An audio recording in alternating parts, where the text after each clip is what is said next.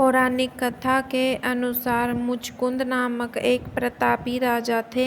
बहुत दिनों बाद राजा के घर एक सुंदर कन्या ने जन्म लिया। राजा ने उसका नाम चंद्रभागा रखा। बड़े होने के बाद राजा ने अपनी बेटी का विवाह चंद्रसेन के बेटे शोभन के साथ कर दिया। शोभन शारीरिक रूप से बेहद कमजोर था और भूख बर्दाश्त नहीं कर पाता था। एक बार शोभन अपने ससुराल आया। उसी समय रमा एकादशी का व्रत आने वाला था।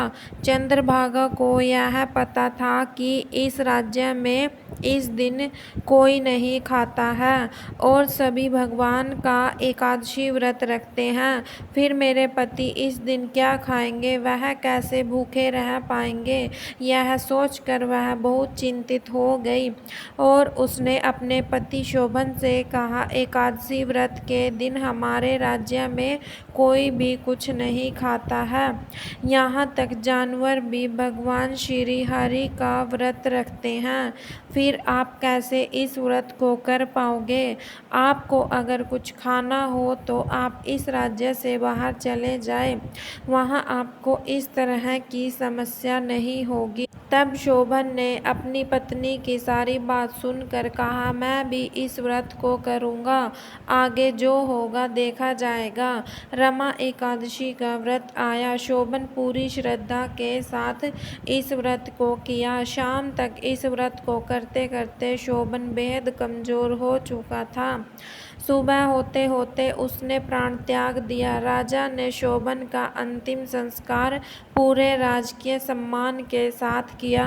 पति की मृत्यु होने के बाद चंद्रभागा अपने पिता के घर ही रहने लगी। एकादशी व्रत के पुण्य से शोभन मरने के बाद अगले जन्म में देवपुर का राजा बना। समय की बात है, शोभन के ससुराल से सोम शर्मा नामक ब्राह्मण देवपुर के पास से जा रहा था। तभी उसकी नज़र शोभन पर पड़ी। उसने उसे पहचान लिया और मन ही मन सोचने लगा, यह तो हमारे राजा का जमाई है। तब शोभन भी उसे पहचान लिया। तब सोम शर्मा ने पूछा, तुम्हें यह ऐश्वर्य कैसे प्राप्त हुआ? तब शोभन ने बताया, यह सब रमा एकादशी के प्रभाव से हुआ है, लेकिन यह सब स्थिर नहीं है। बाद में उसने यह चंद्रभागा से कह डाली।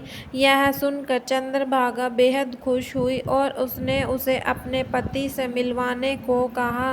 यह सुनकर सोम शर्मा उस चंद्रभागा से कहा कि यह सब ऐश्वर्य अस्थित है।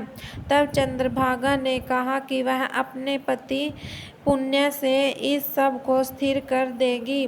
सोम शर्मा अपने मंत्र एवं ज्ञान के द्वारा चंद्रभागा को दिव्य बनाकर शोभन के पास भेज दिया। चंद्रभागा अपने पति से मिलकर बहुत खुश हुई।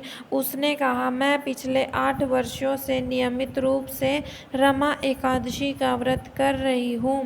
इस व्रत के पुण्य से ही आप मुझे मिले हैं। अब मैं अपना पुण्य आपको देती हूँ।